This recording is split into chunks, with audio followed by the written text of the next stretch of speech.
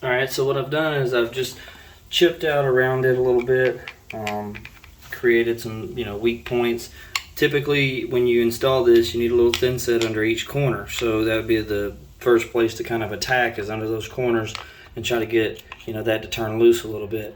I just chipped down in there, wiggled it a little bit as I went, chipped a little more, wiggle it a little more.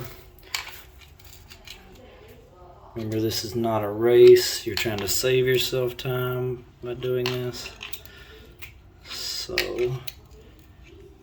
look at that. And it slowly comes up.